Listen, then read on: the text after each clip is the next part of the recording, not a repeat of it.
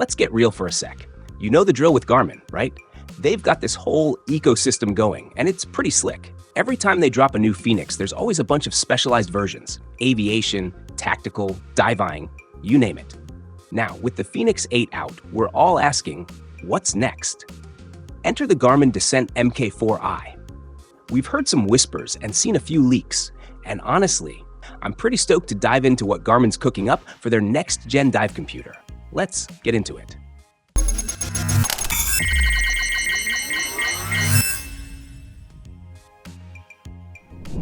Now, let's take a quick look back. Garmin's got this habit of taking their Fenix platform and tweaking it for specific uses. Remember the Fenix 7?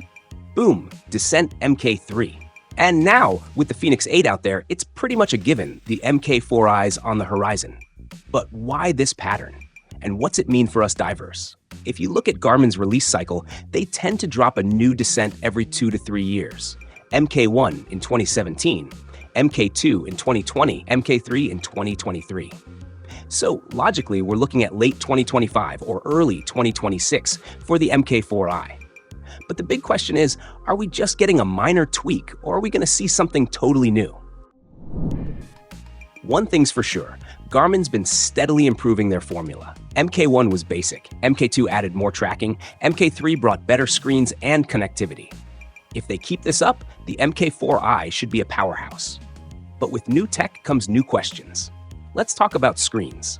Garmin's been shifting to AMOLED on their premium watches, like with the Fenix 7 Pro. So will the MK4i follow suit? AMOLED means brighter colors and better readability, especially in low light. Think deep dives or early morning entries. AMOLED could be a game changer. But let's not get ahead of ourselves.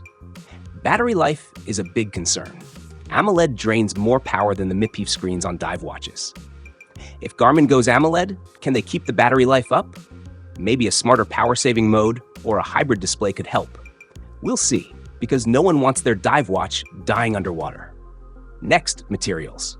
Garmin loves to do premium editions with titanium and sapphire, but is that necessary for a dive computer? The MK3i had a solid build, so we're expecting refinements, not a total overhaul. But could they make it lighter? Some divers find the Descent series a bit bulky. A more compact, lightweight design would be awesome. And of course, durability is key. This thing needs to handle saltwater, pressure, and everything else. Garmin's got a solid track record, but any new materials or design tweaks need to hold up. Now, let's talk about connectivity. The MK3i brought subwave sonar, which was great, but what's next? Better integration with dive apps? More seamless connections with other Garmin devices? Here's something to think about. Garmin's been adding LTE to their smartwatches. Could the MK4i get built-in LTE for emergency signals, like the InReach? That'd be huge for solo divers. And don't forget smartwatch features.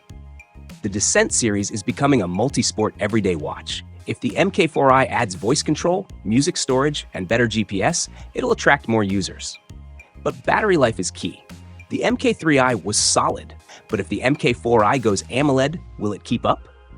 Divers need long-lasting watches, so Garmin will need better power management or solar charging. Durability is key. The MK3i was rugged, but the MK4i needs to be just as strong. Upgraded materials, a tougher bezel, and better water resistance. We'll see. Software is crucial too. Smarter power management, better dive profiles, and decompression tracking are what advanced divers want. And with Garmin releasing budget-friendly versions of their premium watches, like the Descent G1 Solar, could we see a more affordable MK4i? If they stick to their pattern, we might get a high-end version and a more accessible model. The dive watch market is growing, with Suunto and Shearwater in the mix.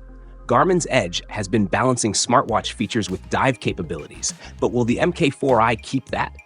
Without meaningful upgrades, divers might look elsewhere.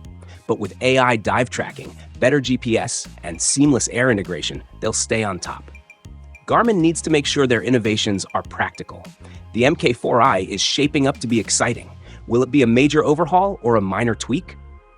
Time will tell. Drop your thoughts in the comments, and don't forget to like, subscribe, and hit that bell for updates.